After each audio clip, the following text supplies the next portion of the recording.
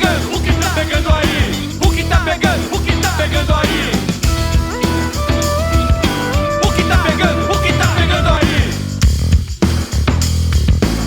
Oi, gente, tudo bem com vocês? Oi, pessoal, tudo bem? Estamos aqui de novo, eu sou o Alexandre, Eu sou a Sara, ou Alvarenga, ou Samaria. ou Xande. O meu é só Sara mesmo. É, a Sara mesmo. Pois é, gente, estamos aí continuando os episódios. Aí, finalizando aí, se Deus quiser, a parte aí que foi do programa do Geraldo Luiz pela Rede TV. A gente recebeu o Geraldo aqui no nosso estúdio. Nós não iríamos receber nenhuma outra emissora, como já tinha sido com uma grande emissora nacional que tinha vindo atrás da gente em 2023. Isso. E nós não aceitamos, né? E aceitamos o Geraldo, obviamente, mas a gente achava, né, Sá?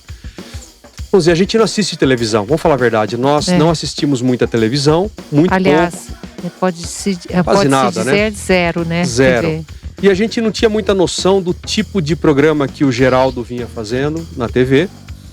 Enfim, recebemos por causa do histórico que nós tínhamos com o Geraldo Luiz, eu sempre friso isso, porque em 2003 ele foi praticamente o único repórter, ele ainda não era famoso, ele era de uma rádio de Limeira, e ele foi autorizado pelo advogado da Sara, Dr. Marcelino, a conversar com a Sara e com os pais dela. E ele, na época, realmente, ele parou de falar quando ele soube do que se tratava, que não era um crime comum, era um surto psicótico, né? Não era algo comum de se explicar. E ele foi atrás dessas informações sobre surtos e tudo mais. E ele parou de falar quando ele soube que não era droga, que era surto psicótico, que não tinha nada de seita satânica. Ele mesmo diz isso no programa.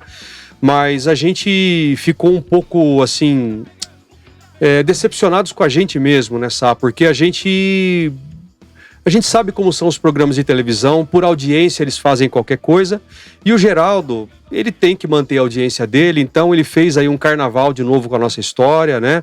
Trouxe cenas absolutamente bizarras sobre o caso, bizarras, aquilo aconteceu, né? Bizarro pra gente que, claro, tá tudo resolvido, tá tudo bem, faz tanto tempo já, e a gente, depois de 21 anos, tocar nesse assunto. Então o Geraldo estranhou muito, é a gente que não estava entendendo direito, mas ele falou, depois de 21 anos vocês querem tocar nesse assunto? Porque ele, para produzir o programa dele, trouxe todo um sensacionalismo de novo, e o programa é todo picotado, então ele punha chamadas com cenas da época, cenas horrorosas da gente até, né, presos, cenas realmente de um passado muito triste na nossa vida, da nossa família. Ativou o sensacionalismo, né, de novo. Justamente aquilo que a gente veio falar sobre, isso que foi interessante, né? Porque a gente veio para falar, para dizer como foi feito um sensacionalismo na época, e o Geraldo hoje veio e fez o mesmo sensacionalismo. Bom, soltando o vídeo para vocês, então, o começo do programa, e seguindo aí, vamos seguindo, né?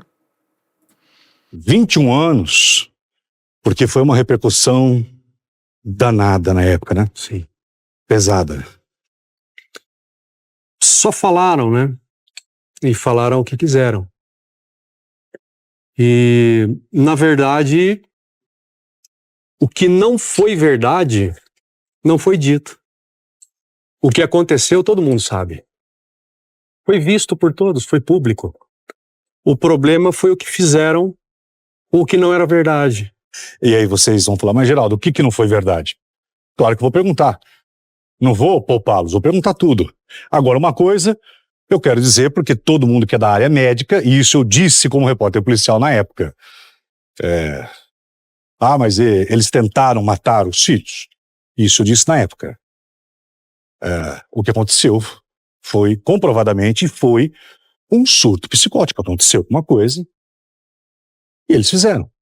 O fato aconteceu, mas a Alessa vai saber até explicar melhor, porque não adianta a gente ficar falando, até a gente iniciou, claro, vamos tratar de tudo, porque você não está vindo aqui à toa, obviamente, e especialmente você, que quando soube que não era exatamente como estavam falando, Não que eu ouvi, mas ela e a família dela, que Você foi o único meu sogro, minha reconheceu sogra, que tinha- a minha esposa. o que a mídia estava falando era real. Porque os nossos amigos de verdade e outros amigos distantes e conhecidos que nos conheciam, eles falavam, a única possibilidade disso ter acontecido é dele ter ficado louco. Então, eu mesmo fui o meu pior carrasco, porque foi muito difícil eu imaginar como que eu pude ter feito aquilo, entende? Tanto que surto psicótico, você, como um ótimo repórter investigativo e jornalista que você teve coragem de fazer o que a maioria não fez, inclusive famosos. Na época, hoje você é dos grandes. Na época tinham muitos famosos que só distorciam tudo. Você sabe disso. E amigos nossos da época, eles falavam, só pode ter sido loucura. Surto, não era falado sobre surto psicótico E eu naquela fui época. estudar isso na época. Mas quando eu peguei o caso de vocês, eu tive na época um grande médico que falou, Geraldo, se você estudar o que aconteceu com o casal, mas ler, e ele me deu 2 livros na época que eu precisei dele, falei, eu não estou entendendo, doutor. E eu fiquei quase uma semana. E ele me mostrou casos. Não foram criminosos. Geraldo, você está protegendo criminosos porque ele pegou o filho e jogou, ela pegou a filha. Não estou falando da violência, que isso nós vamos falar, mas estou falando que ocorreu sim. E eu falei na época, gente, não é uma assassina que quis matar a filha, um assassino que quis.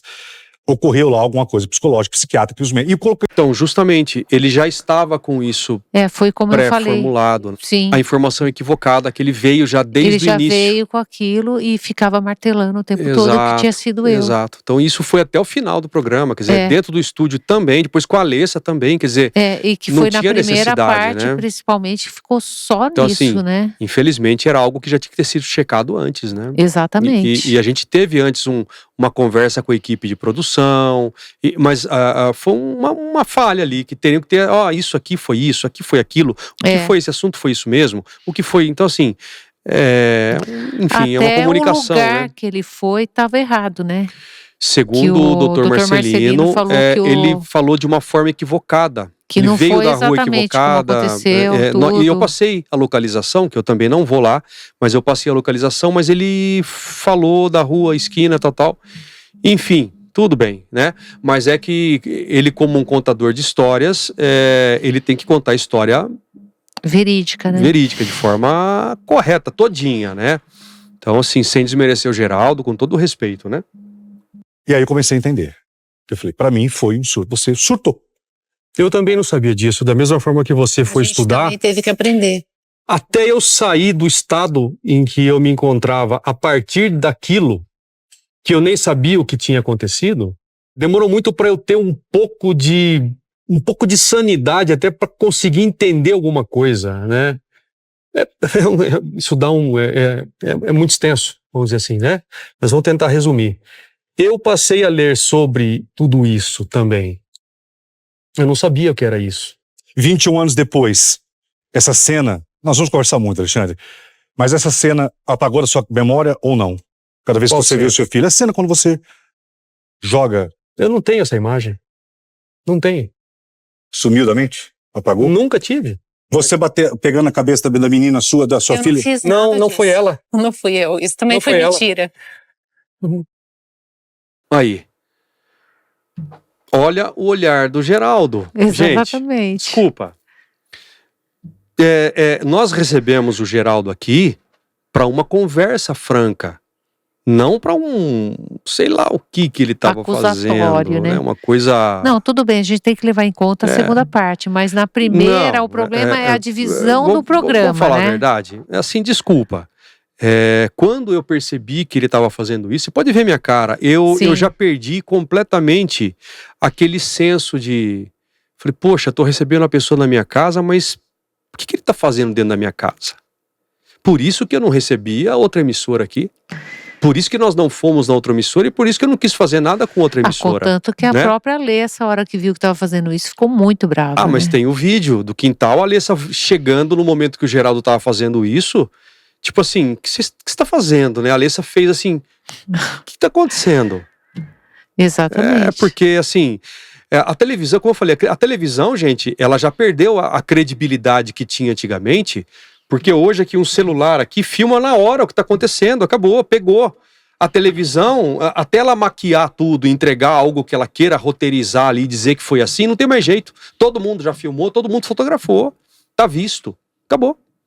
Então não adianta um programa de televisão querer contar uma história que não é a verdade, a menos que acabe com a internet, né? Então, se você acabarem com a internet, aí vai voltar a televisão de novo a querer contar a verdade, mas ninguém mais acredita. Ninguém mais acredita. E depois disso daí, dá para o pessoal perceber que ele continuou frisando, querendo afirmar, e ele queria que eu falasse que tivesse sido eu. Exatamente. Sem ter sido. Exatamente. Não dá, né? Tipo assim, mas como? Como que eu vou falar aquilo que não foi? Exatamente. Vamos lá, continuando. Mentiras. Não foi ela. Esse é um dos motivos. E você ainda estava leve. Porque quando ele começou a falar isso, eu já percebi desde antes. Quando ele começou a narrar e falar assim, não, mas quando que ele agrediu o filho, ela agrediu a filha, eu já falei, mas por que ele tá falando isso? Eu percebi. Eu pensei, por que ele tá falando isso? Então, assim, não é o Geraldo que conta uma história que é assim, não, é a nossa história e nós viemos a público contar a nossa história. Exatamente. E justamente porque a gente não permite que alguém... A gente veio justamente porque falaram o que quiseram antes. Porque a pessoa ouve uma história e sai repetindo. Exato. Agora, quem viveu sabe o que aconteceu? Exato. Quem que sabe melhor? Quem ouviu ou quem viveu? Ou quem testemunhou, né? Tem as testemunhas falaram. Depois ele corrigiu. No segundo programa, ele foi obrigado a corrigir, porque ficou muito ruim o primeiro programa. Sim. Ficou péssimo. Ali a gente quase se arrependeu mesmo de ter feito isso. Me bateu um arrependimento porque o próprio Geraldo falou, depois de 21 anos, pra que fazer isso? Tava tudo bem. Eu pensei, não, mas é você, Geraldo, que a gente tá recebendo. Depois veio o Geraldo e monta uma dessa com a gente, quer dizer... Tá que pariu, né? É de cair o da bunda. Mas o mais importante disso tudo é que a nossa história está sendo documentada de maneira correta. Exato. E não o que ficou até pouco tempo. Porque se a gente não falasse, ia ficar a verdade que quiseram falar. Exatamente. E até do Geraldo, né? Como eu falei, a gente quase se arrependeu. Quando saiu o primeiro programa, a gente falou, nossa... Eles colocaram todas as cenas bizarras do passado. Eles nem se preocuparam em dizer, vocês estão preparados para ver cenas da época, seus filhos estão preparados, porque nossos filhos sabem toda a verdade, não tem nada oculto dos nossos filhos. Agora sim, a produção, eles nem disseram, a gente vai colocar, tá? Putz, a hora que a gente começou a ver aquilo, não tem nenhum problema, gente, é público. A gente achou até interessante, porque a própria emissora... eles não se atentaram, repito, colocaram cenas dos nossos dois filhos crianças, sem nenhum tipo de borrão, sem tarja preta. Que comprova o que a gente está falando, exatamente. Eles não foram poupados. Exatamente, não pouparam nossos filhos. Então assim, a gente num primeiro momento, a gente ficou muito mal com isso que o programa do Geraldo fez, mas no segundo momento a gente falou, nossa, olha, a gente está conseguindo mostrar o que fizeram com a gente lá. Exatamente. Porque o Geraldo hoje é um programa desses programas aí. A gente não assiste mesmo. No inquérito está. Não. No inquérito policial está. Não. Que você teria agredido. Pelas testemunhas e pela minha própria filha, ela relata que eu não fiz nada. Você entendeu? E o que acontece é o seguinte, que quando aconteceu tudo, eu lembro que estava perto daquele bosque, e na minha cabeça tinha sido abatida na esquina do bosque. Daí na reconstituição eu fiquei sabendo que não tinha sido lá, porque me contaram. Eu não sabia o que fazer, você entendeu? Você vai entender o contexto, demorou pra gente... Primeiro, a gente não queria falar sobre isso, você tem razão. A gente não ia falar com ninguém mesmo, você tem razão, tanto tempo depois. O problema é que, pelo fato de nós nunca termos falado algo a respeito, ficou aquilo que todos quiseram falar. Entende? Ou seja, voltamos à normalidade, porque quem tinha que saber o que aconteceu soube. A justiça soube, a medicina soube. A ciência médica, psiquiátrica, psicologia, eles souberam o que aconteceu. Mas o povo em si ficou com as matérias da internet. Tá aí. Né? Então, aí de repente, em 2022... Posso ler para você? Cortou G1.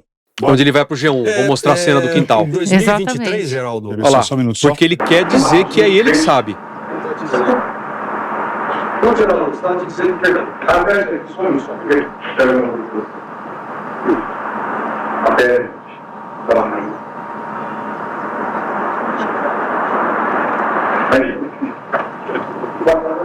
Pensamos aí.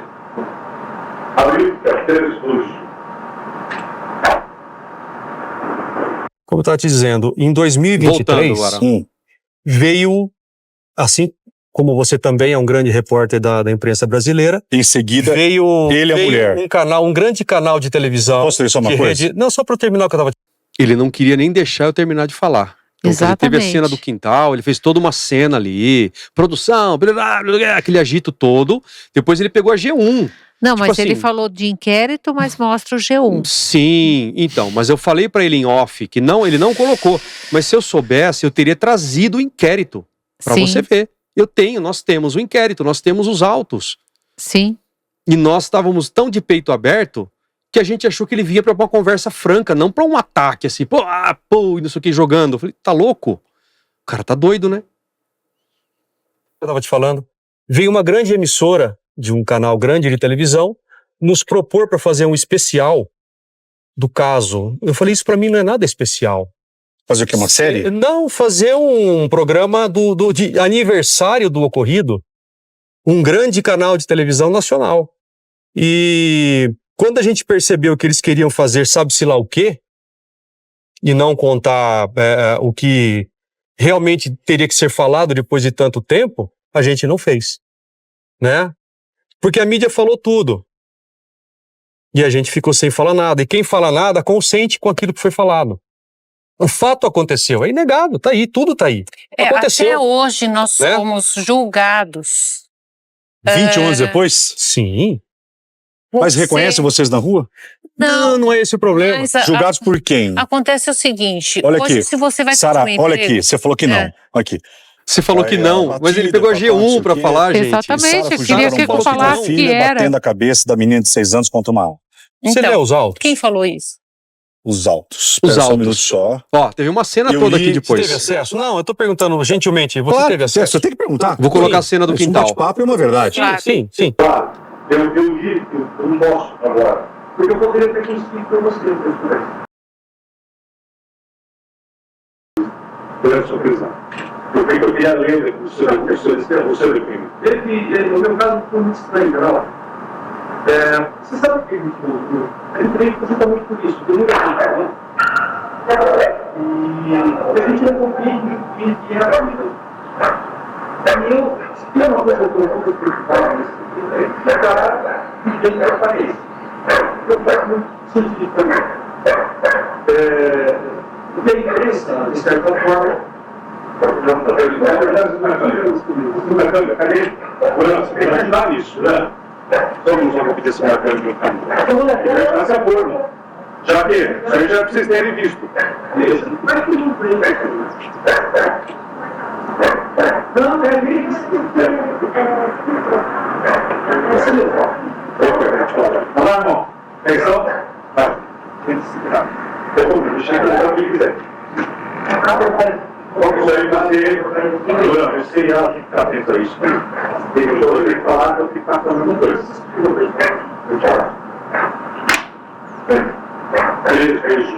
Claro. Eu me lembro, Ó, Alexandre, ele que cortou, eu fui do distrito agora voltou, tá e vendo? pedi para ler o seu Sim. depoimento. Eu acho, pera um Em que pouquinho, momento isso?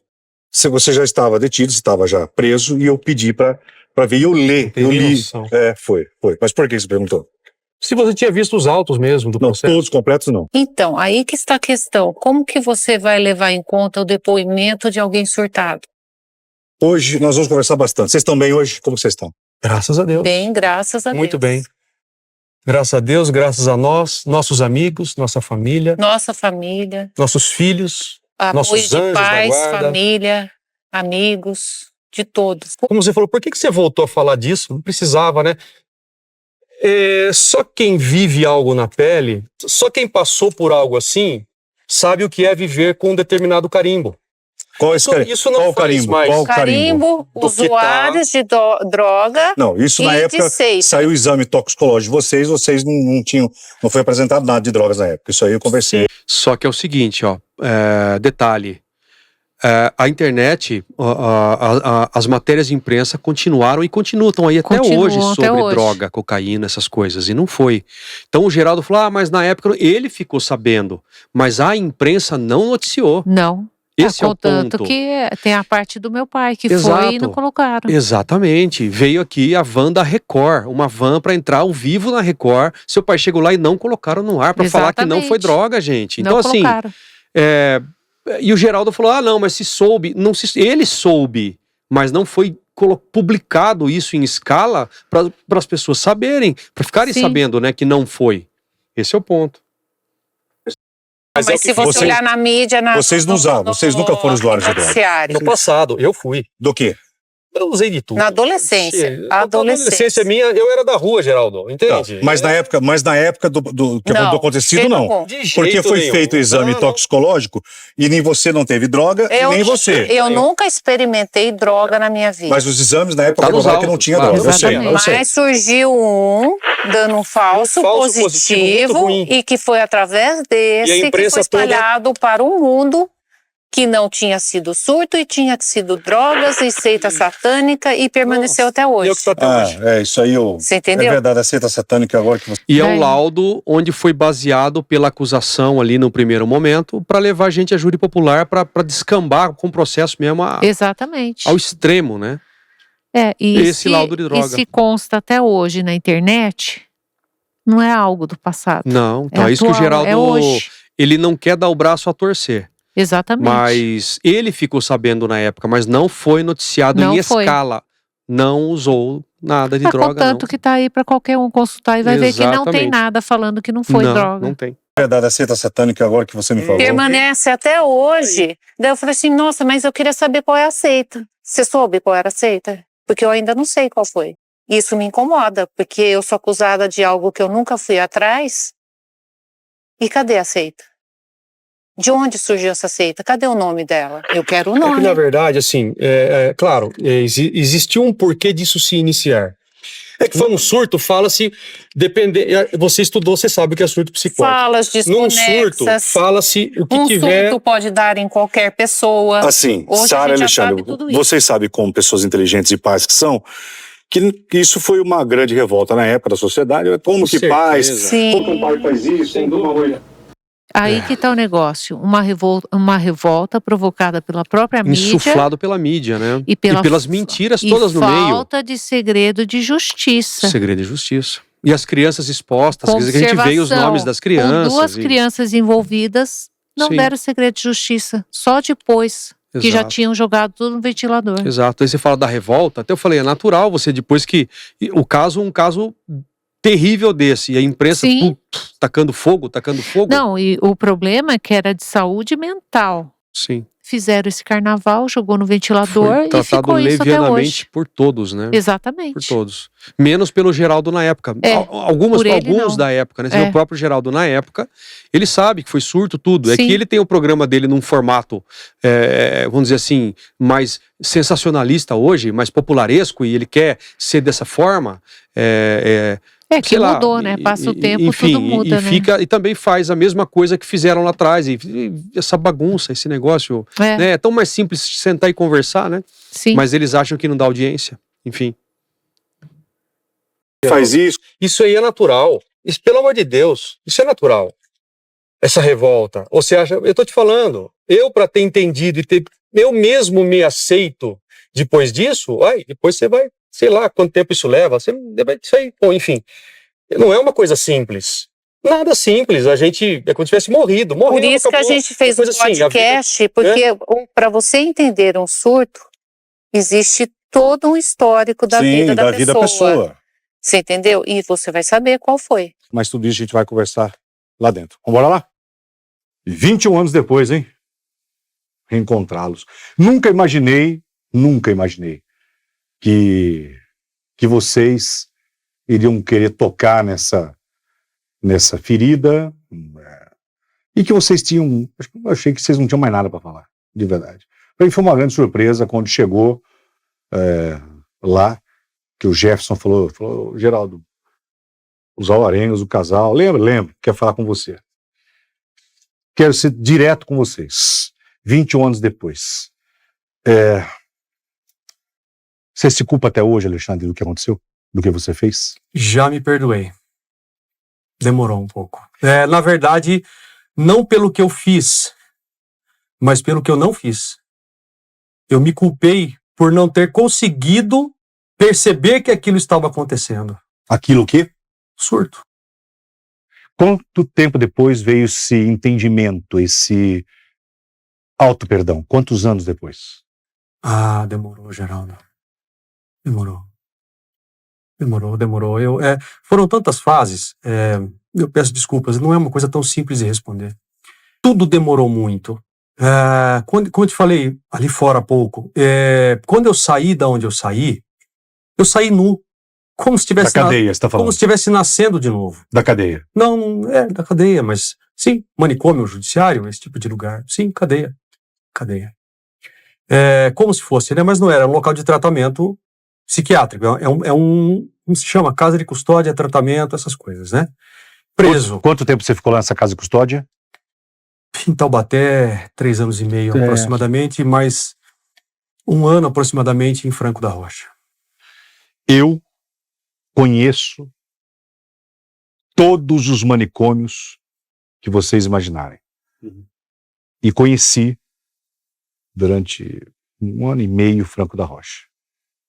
Vocês aí em casa que estão me vendo esse domingo não imaginam o que é. Vocês não fazem ideia o que é um manicômio. O que foi Franco da Rocha, inclusive, no passado. Isso tudo já não me move mais, ele esteve entende? primeiro em Taubaté e depois Franco da Rocha, desinternação progressiva. Desinternação, sim. Em Taubaté, assim que saiu do hospital, porque forjaram um exame de droga, eu vou falar que forjaram porque eu não entendo outra maneira que prenderam por causa de um falso positivo. Eu faço questão que você leia. Daí você imagina uma pessoa que teve um surto daquele tipo. Cai no hospital, os médicos vêm insinuando coisas com você dopado, querendo tirar diagnóstico e falando, a gente entrou na seita que vocês entraram. Eu falei, mas que seita? Eu não entendi o que essa médica estava falando no local que a gente foi parar. Daí mandam prender. E todo mundo já tinha o veredito. Droga e seita satânica. Porque era o que se falava na mídia. Porque a verdade fica o que está na mídia, e não o que aconteceu. Daí, quando ele vai para Taubaté, todos julgam ele o monstro drogado. Como preso, o pai que jogou o bebê. Isso no sistema prisional não é aceito. E você colocando droga e seita satânica nesse contexto, você sabe o que você faz com isso? A religião de vocês na época era qual? Católicos. Não tem nada de seita. Para você ter uma ideia, o meu pai, uma jornalista foi entrevistá-lo e falou assim, eles frequentavam alguma coisa? Meu pai, eles frequentavam o grupo de oração. Sabe o que ela saiu no noticiário? O que tem isso a ver com seita? Frequentava a seita satânica. É o que saiu no noticiário. Eu vim perguntando a mim mesmo, vocês 21 anos depois, gente, por que eles vão falar? Por que vão eu vou te explicar. Remover isso? É que não é simples. Da mesma forma como o que aconteceu é complexo, depois a Lê vai poder dispor um pouquinho sobre esse contexto do meu pai, cara. Eu falava coisas do surto, eram relacionadas ao meu pai. Eu não Dizem lembro. Que no dia isso está no interrogatório, que quando você teve esse surto e jogou o teu filho no vidro, você, logo depois da batida do carro e tal, que você gritava, pai, pai, pai. Então, sim, eu já li tudo isso. Óbvio, eu sei disso. Num surto, você fala qualquer coisa que tiver na tua cachola, sabe-se lá o quê. O subconsciente é como se fosse uma explosão que vem tudo que está lá dentro. Você vai falar o que tiver mais recente. Então, esse é o ponto. E é desconexo. A única coisa mais recente que tinha me abalado muito. Bom, eu vinha de um estresse violento.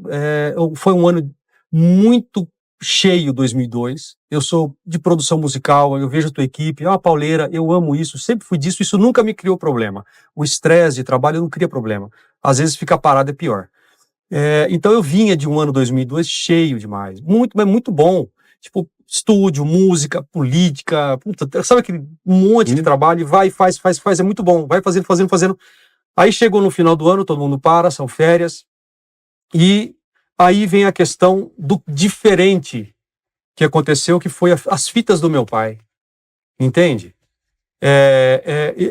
É um pouco estranho pra gente falar, pô, mas o que é isso? Parece que é uma justificativa para querer justificar o injustificável. Que fitas? Fitas da minha infância com o meu pai, cara. Eu preciso te explicar. Tá bem. Mas o que tem a ver as fitas do seu pai com... Essas fitas eu havia escondido antes de eu conhecer a Sara. Porque essas fitas eu não podia ouvir. Fitas você falando com seu pai? Meu pai falando comigo, eu cantando com meu pai, meu pai brincando, meu pai pescando, meu pai em todo lugar. Fitas do quê? De áudio? Fitas de áudio, fitas cassete, né? Sei. E... eu perdi meu pai muito cedo, cara. Com 10 anos. Eu nunca tive problema na minha vida antes disso.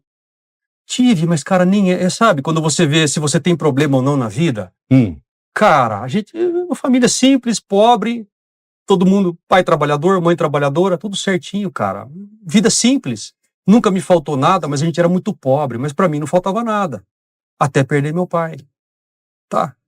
Então, assim, eu quero que você entenda que isso pra mim era uma coisa muito difícil. Pô, eu com 10 anos, eu perdi o mundo inteiro. Não precisa. Eu perdi o mundo inteiro. Mas cara, não tem, tudo bem, cada um, a gente tem que falar ema, cada um com seus problemas. Eu vi muito isso, cara, e eu me viro. Eu perdi o meu mundo, todinho. Ninguém imagina o que é perder o mundo todinho. Eu perdi todinho aos 10 anos de idade, repentinamente, sem aviso. Meu pai morreu de um acidente de trabalho, explodindo um compressor industrial na cara dele. E nunca mais ele voltou. E eu passei a reconstruir um mundo com a música. E as fitas foram minhas companheiras.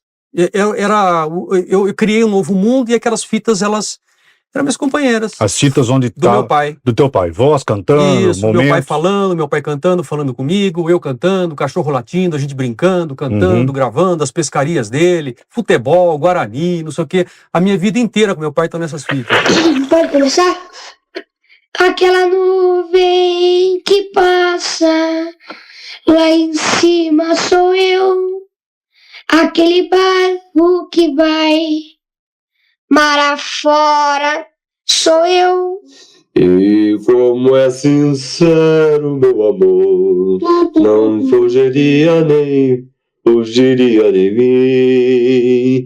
Vem. Aí, momentos de vida de pai e filho. Agora, mas tem um detalhe para você compreender por que ele era tão pegado ao pai. Ele tem uma irmã deficiente. Ele é o mais velho. Desde que nasceu a irmã, a mãe ficava só com a irmã. Cuidando da minha irmã integralmente. Com o pai. Eu ia trabalhar até com Então, aí você começa a compreender por que ele era tão assim com o pai. Porque o pai era o porto seguro dele. Por exemplo, aquela pessoa que é o seu porto seguro, se for tirada de você, você perde o chão. E daí, o que aconteceu? Ele perde o pai com 10 anos. Uma criança de 10 anos está preparada para um luto? Para uma morte? Ninguém tá, nem depois de adulto, às vezes. Pergunta se alguém lembrou que ele tinha perdido o pai. A minha família era muito simples, o pessoal muito, cara, simples da vida. Mas e depois da perda do seu pai, você acha que psicologicamente você não se encontrou mais? Me encontrei sozinho. Quando eu conheci ele, sabe o que ele falava para mim? Eu tenho um buraco. Ele me expressava... Cara, a música me salvou, desde que meu pai morreu, eu fiquei com um buraco. Ele falava assim. Era uma sensação. Bom, e essas fitas foram escondidas. Tá? Então, elas foram meu suporte até eu conseguir andar de novo sozinho. Eu sou da rua, Geraldo. Ele teve que aprender tudo sozinho. E depois da perca do seu pai, que você foi pra rua, foi aí que você começou a usar droga? Ah, sim, claro. Só que ele nunca Claro. foi viciado. Não. Tem um Não era detalhe. viciado. Explica que você sou não amigo de- gostava. Você tem que Geraldo, a gente explicar na que são rua é amigo de detalhes todo mundo, importantes. cara. Eu tenho amigos, eu não recrimino, eu não fico cuidando da vida de ninguém, né? Mas eu me virei sozinho na vida. Meus amigos tinham pais e mães, meus primos têm pai e mãe, graças a Deus, mas eu tive que me virar, cara, cada um com seus problemas, né? Assim, E a Sara entrou com você quando você tinha 19. 19 anos. A Sara me salvou No que ela salvou? a vida. Parei de fumar por causa dela, É porque Fumar droga ou fumar cigarro? Não, os dois. cigarro. os dois. Tá. Bom, eu Ué. conheci ele fumava. Quando Geraldo, eu entrei eu nunca no tinha carro falado dele, sobre eu só isso. falei que... Eu falei, nossa, que horror, você fuma. Ela Porque sempre eu foi muito nunca assim, usei nada, nunca experimentei nada, nunca usei nada, nem nunca beber, bebi, nem nada. você entendeu? Nunca fiz nada de errado. Se você perguntar para quem me conhecia tudo, você fala assim, não, a Sara era careta. Sara, e não quando fazia você nada. conheceu o Alexandre, durante o relacionamento de namoro até se tornar o teu marido, parte da tua vida, ele apresentou algum sinal de homem violento? Não, sempre foi doce, cuidadoso. Geraldo, eu Se tinha... você visse como ele foi pai, no meu pré-natal, ele conversava na barriga, Cara, era tudo que eu ele queria. assistia Quero. os 2 partos. Eu tanto quero que eles estão aqui, ó, os Tanto a dois. Alessa quanto o José, quando começava a engatinhar, ele saía engatinhando, jogava bola dentro do minha família, apartamento. Eu não tive Daí família caiu depois da objeto, morte a do meu gente fica pai. bravo. Eu não tive mais família, cara. Não tá entendendo? Eu não tinha mais família. Todo mundo tinha família, eu não. E com a Sara eu fiz a minha família, cara. É tudo que eu quero. Quer Você dizer, entende? sai a ausência, a morte do pai. Aí Sim. você perdido na rua. Vão começar a É configurar. que você perguntou da desenhar. violência, por exemplo, só pra você entender. Aí chega uma mulher Eu que tinha porte de arma desde os meus 20 anos de idade. Porte de arma, não é ter arma em casa, não. Porte de arma. Se você for no primeiro distrito de Campinas, vai ter que estar lá a minha avaliação e o delegado que me deu porte de arma. E para ter porte de arma, você passa por uma análise Exatamente. psicológica. Tudo. Sabia disso? Na época era assim, hoje não sei mais. Sim, Geraldo, eu tô falando... Eu sei porque na época eu andava armado, eu Sim. era repórter policial e tinha arma na minha casa, tinha arma dentro do carro, tinha arma. Sim. E aí era um exame psicológico Isso. que você passava para ter o porte. Sim. Eu tô falando porque E eu era tem um emancipado. detalhe. Eu fui emancipado aos 18 anos de idade, legalmente. Por ser, mas eu já era dono da minha vida já desde antes, né? Então eu fui emancipado pela minha mãe. O porte de armas era por causa do trabalho de estúdio já, que eu já era de estúdio desde os 18. Tinha que trabalhar às vezes em estúdio de outros amigos, tarde da noite, era Sim. por isso. Então, eu nunca ameacei ninguém com arma, nunca fiz, pelo amor de Deus, ninguém sabia que eu andava Geralmente armado. quem é violento vai ter lá uma ocorrência. Tá, mas aí eu quero falar nesse ponto da Sara. Aí quando se tornou pai, o que você viu nele? Como Nossa! foi ele na gestação? Como foi o Alexandre no nascimento dos dois? Olha, eu vou falar o Alexandre nunca me largou para ir beber com amigo, para jogar futebol. Ele sempre foi um pai presente. Isso daí eu não preciso falar. Eu acho que a Alessa e o José Alexandre nem vai falar porque ele não gosta de falar e tá com dengue, né? Mas eu acho Mas importantíssimo ele Alessa- falar pra gente saber como ele tá. Agora é o seguinte, A Alessa, teve rejeição na sabe gravidez, tudo. ele não quis. Imagina! Mas eu tô perguntando, porque de 21 Pelo anos, amor de 21 anos depois, se eu não perguntar, e se o Brasil não souber, vai saber Claro. quando? Se você quiser. Não, ele sempre foi aquele, sabe, o pai que fazia carinho Gravidez na barriga, desejada. conversando. Eu vou te mostrar os vídeos. Tem os vídeos, Os dois partos, fotos, ele tudo. estava presente nos 2 partos e ele O passava estúdio estava mal com trabalhando, sangue. o estúdio estava funcionando com uma banda de rock de meus amigos. Veio um produtor de São Paulo aqui, que trabalhava, acho que era com o Charlie Brown Jr., estava aqui, essa turma, meus amigos. Cara, ela me ligou, falei, meu Deus, acho que vai ser agora. Eu falei, o quê? Eu larguei todo mundo aqui, falou, a chave tá aqui, vocês sabem o que estão fazendo, tchau. São testemunhas, eu falei, tchau, abandonei e saí correndo para levar para o hospital e fui embora lá pro hospital. Ele era Pelo pai amor de presente, Deus. sabe, um pai presente na escola, em tudo. Tudo que você imaginar era o pai. Quando meu pai falava, eu nunca vi, ele era um pai maravilhoso, era aquilo mesmo. Você entendeu? Aí a fita, para não perder o seu fio da meada, eu escondi essas fitas, eu não precisava mais delas. Mas, Alexandre, eu não Chegou tô entendendo. chegou Por que momento- você tá voltando de novo nas fitas? Por quê? Chegou um momento na minha vida, Por que você tá voltando no assunto das fitas? para você entender o contexto do surto, do que houve ali. Tá. Então, num dado momento, eu parei de ouvir essas fitas, porque era ouvir as fitas e chorar. E chorar não adiantava nada mais para mim. Chorar não ia trazer meu pai, chorar não ia ter nenhum refresco em chorar. Então, minha vida foi passando, aprendi a me defender na rua, porque eu sou criado na rua. Escondi essas fitas, eu não precisava mais delas. Eu já estava tudo certo. Eu já estava com a minha vida andando. Já casado com a Sara e com a menina. Não. Tá falando Isso, tô falando de antes. De antes de conhecer a Sara. Sim, antes de conhecer a Sara. Então, quando eu ouvia essas fitas, eu chorava. Então, isso me trazia de novo para o meu pai. O meu mundo estava todo ali, um mundo que já não existia mais estava ali. Então, eu não precisava mais ouvir, porque chorar não ia trazer isso de volta. Então, eu já estava resolvido, cara. Não adianta chorar. Então, eu escondi essas fitas, para você entender. E nunca mais eu peguei essas fitas, porque eu não precisava mais pegar. Certo? Não adianta e acabou. Não precisa. E eu não sei onde eu escondi e isso sumiu. Sei lá, um mês antes daquilo, minha mãe encontrou essas fitas. E ela veio e falou: olha o que eu encontrei.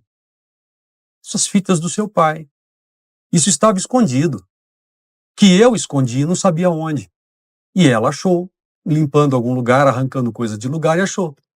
Atrás de algum guarda-roupa, de alguma coisa. E me deu essas fitas, e eu falei: nossa, faz tempo que eu não ouço. Pensei: nossa, acho que eu vou ouvir. Nem lembrava mais. Sabe, eu sei, tá ali eu com meu pai, não sei o quê, tal. Com detalhe, e nesse momento ele já estava estressado. Não, já vinha de 2002, tá tudo bem, trabalho normal, esgotado. Eu não sabia que eu tava com depressão. Sabe, você já não tá legal. Já não dorme, trabalha virando e não tá tudo bem. Tá tudo bem, Geraldo.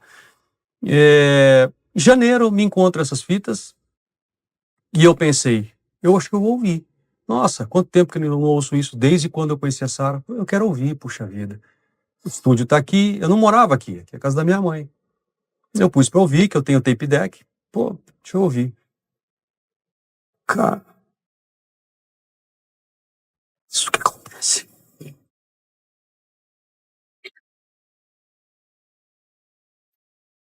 Percebeu onde foi o gatilho? Eu ouvi.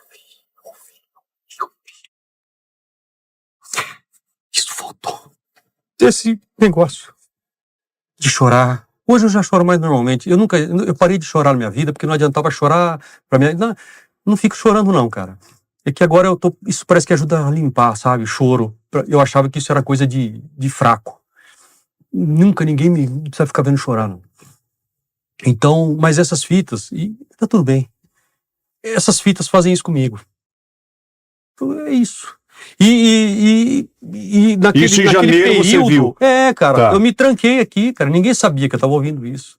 Ninguém sabia. Ela não sabia, ninguém sabia. Minha mãe encontrou as fitas. Eu fiquei aqui ouvindo aquilo.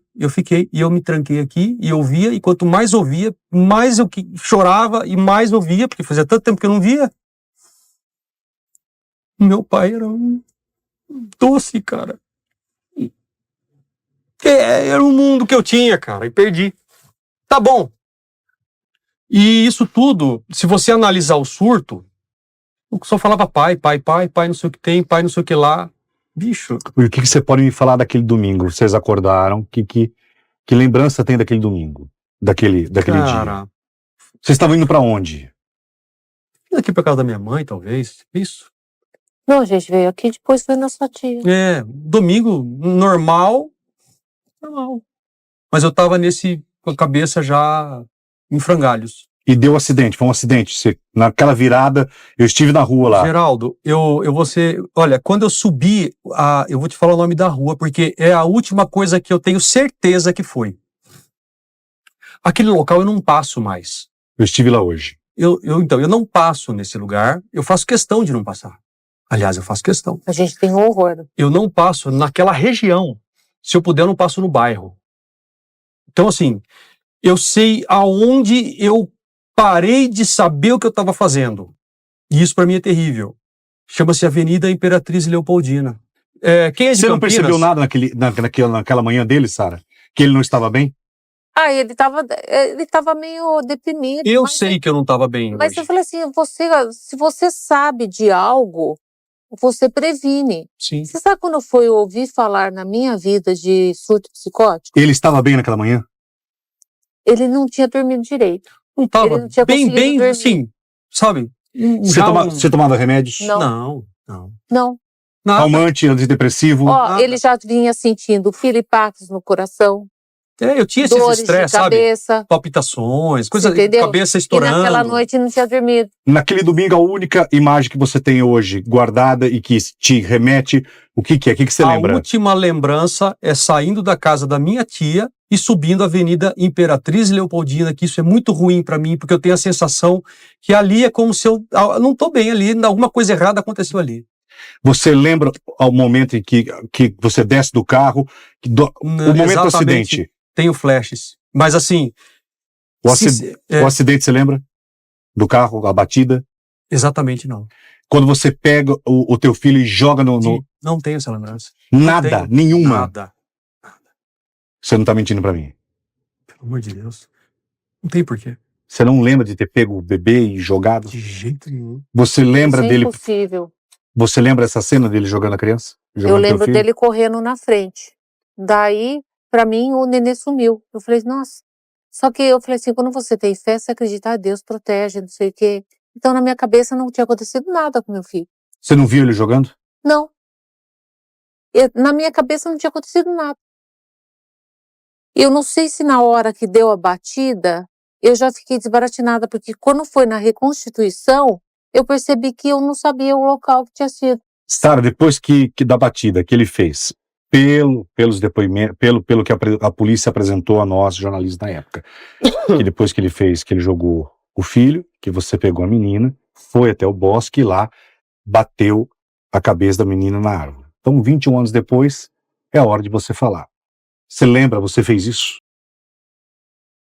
Aí De essa aí novo, ficou melhor. ele questionando a questão de você ter agredido a Alessa, né? Quer dizer, a gente já tinha falado isso, como todo mundo já viu, nos recortes que a gente tem feito aqui nesse vídeo, inseri as imagens ali, e ele insistindo que tinha sido, pegou a G1 para dizer que foi você.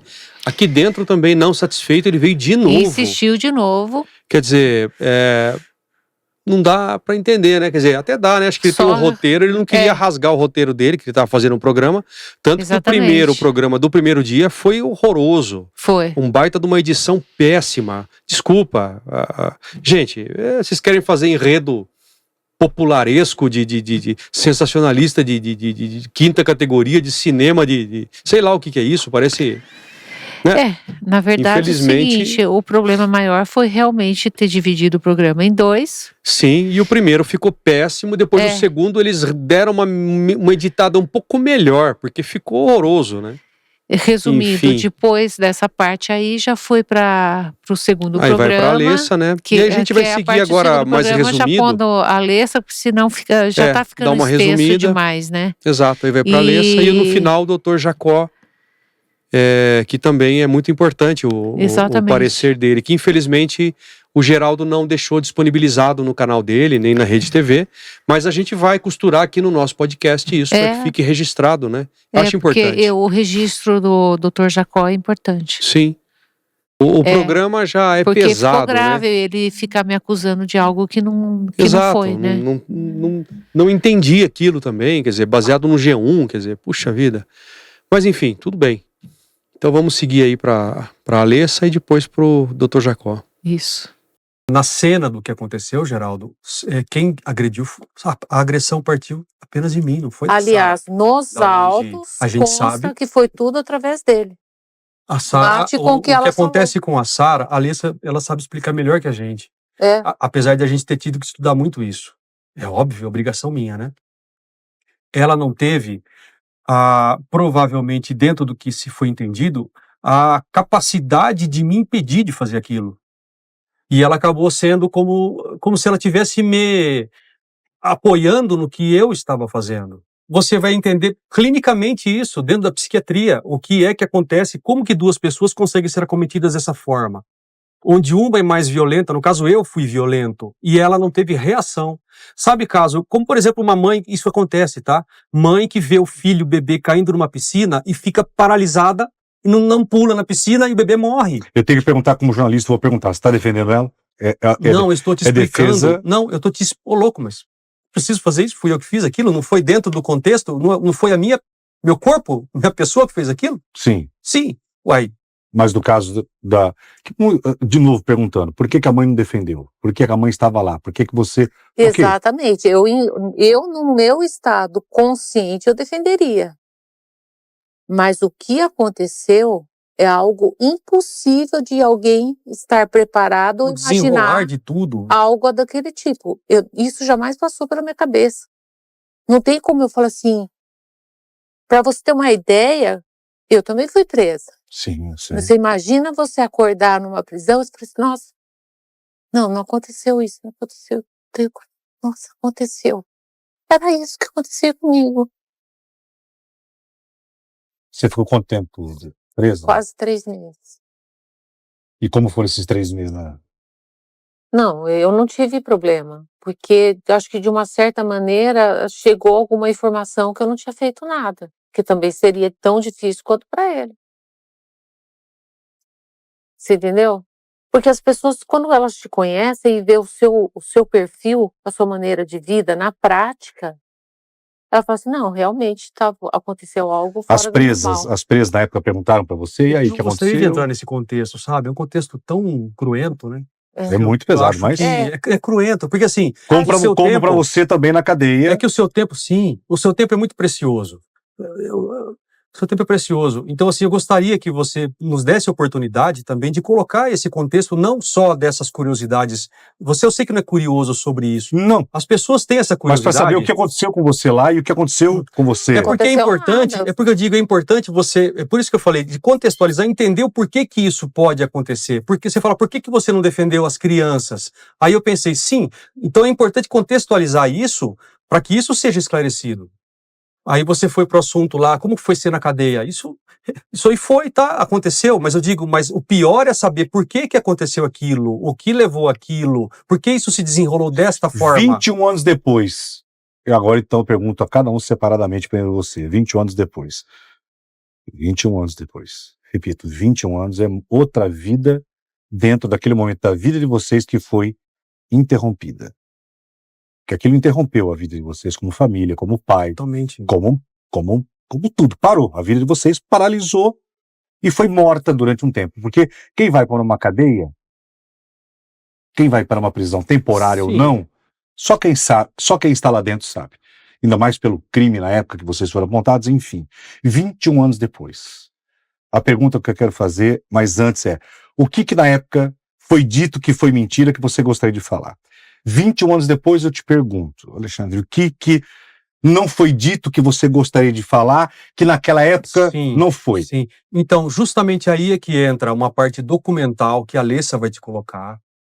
Existiram contradições dentro do processo. Você vai entender detalhes que você, ali. é que eu te falei, o teu programa às vezes o tempo é curto, e por isso a gente está num podcast contextualizando. São tantos detalhes que você fala, não é possível que isso tenha acontecido, não é possível que isso seja verdade, não é possível que não sei o quê. Porque para você contar isso rápido, as pessoas querem ser rápidas. O que foi dito e que foi mentira? Eu tenho que te mostrar o processo, partes do processo. Eu não tenho como não te mostrar.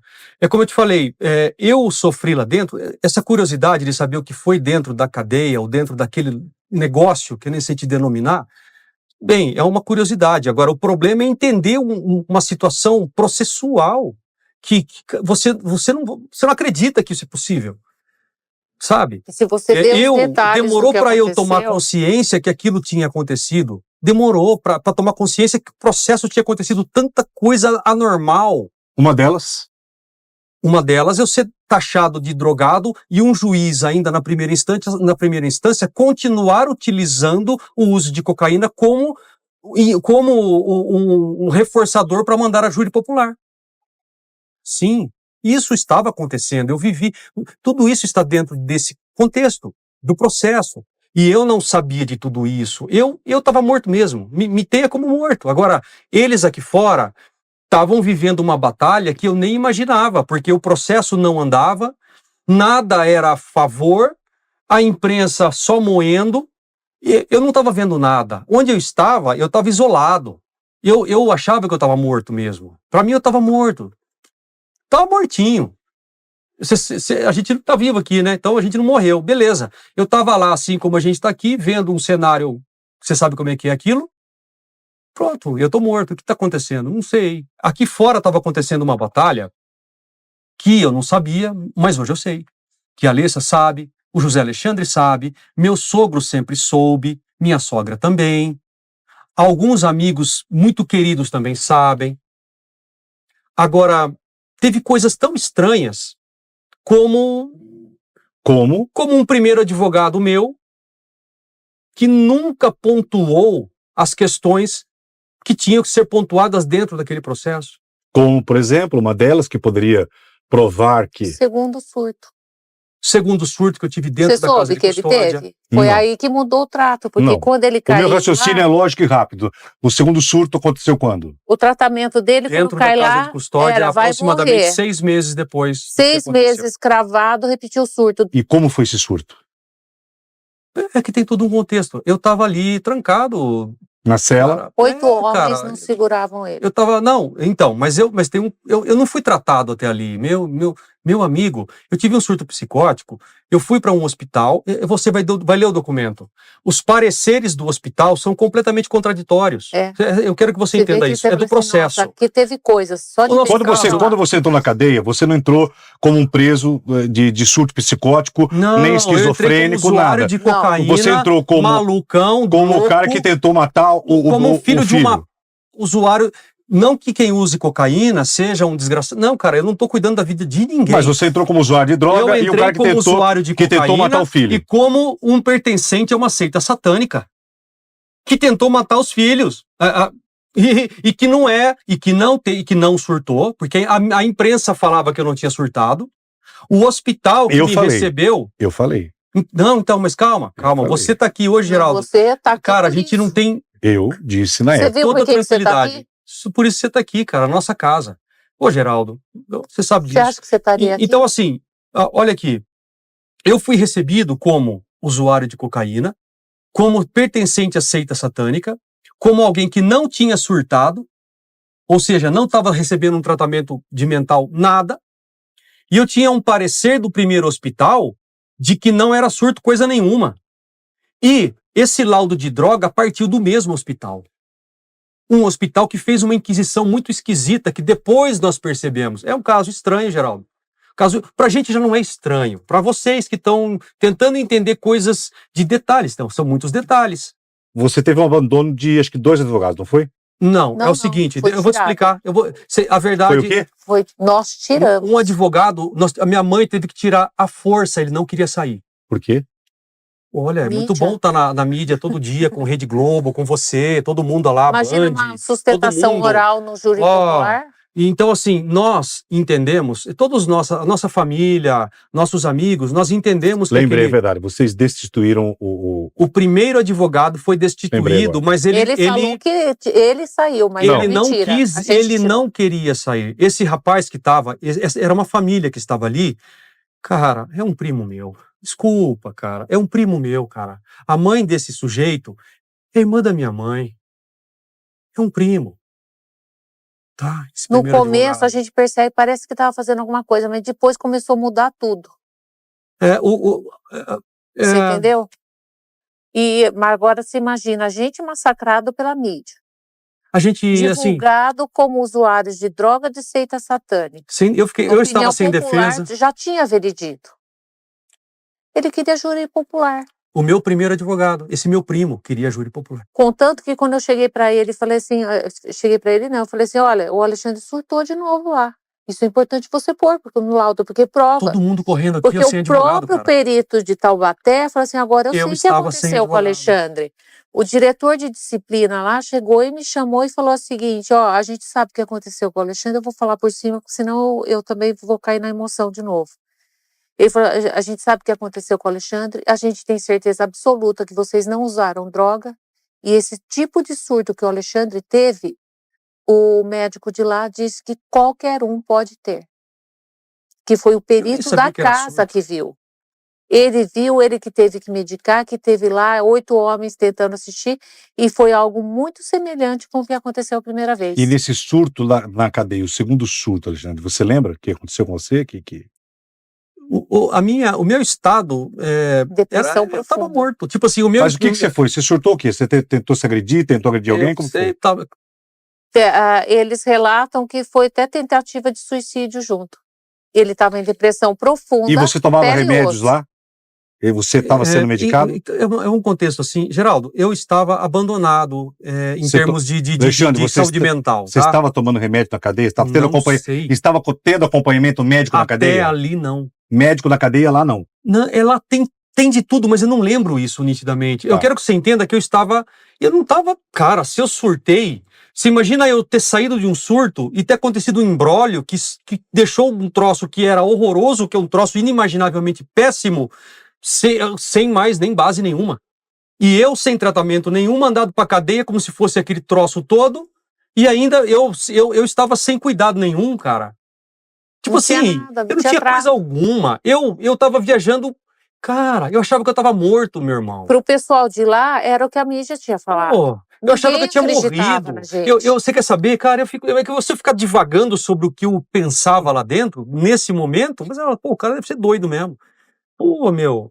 Então, assim, eu não sabia se eu tava nem vivo nem morto. Eu não sabia. Teve vez que eu perguntava, o que é isso daqui? Eu chegava nos caras lá, cara, eu tô aonde? Isso aqui é o que? É purgatório? Isso é inferno? É o quê? Porque céu não deve ser, né? O que é essa aqui? Daí os caras olhavam assim pra mim, eu chamava os caras lá no lugar, quando abria uma espia lá, que o buraco pra olhar naquela coisa lá. Bicho, eu queria saber onde eu tava, cara.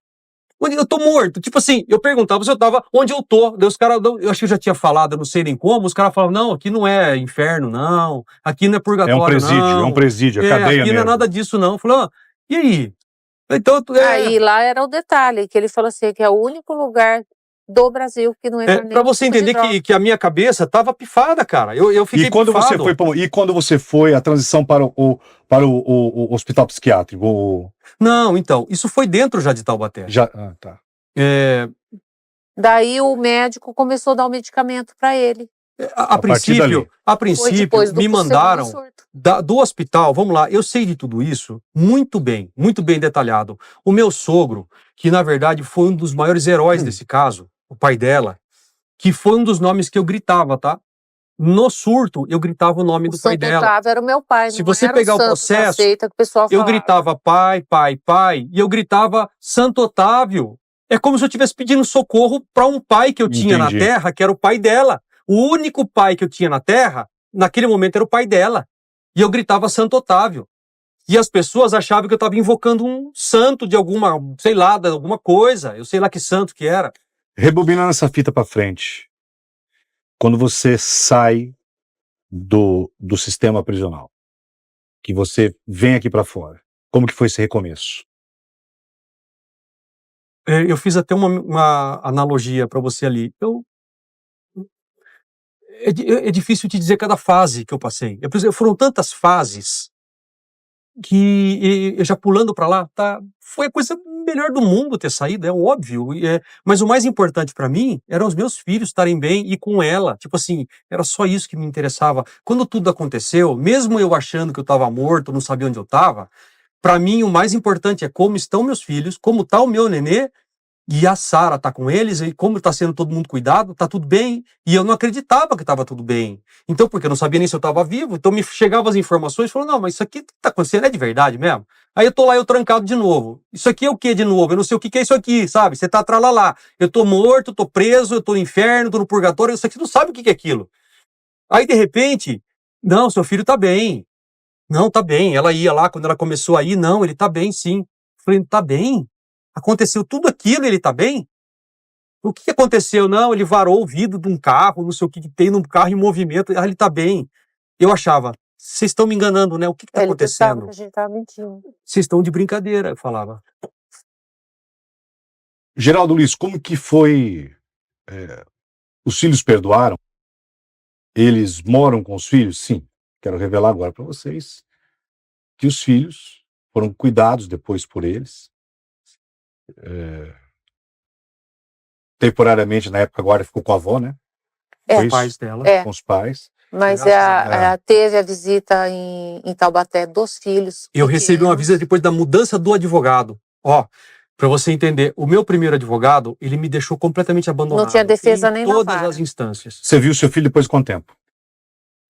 Sua filha depois de quanto tempo? 1 ano ou 2 anos. 1 ano. E como foi esse encontro? foi muito bom. O ruim foi ser naquele lugar. Mas foi maravilhoso porque eu pude...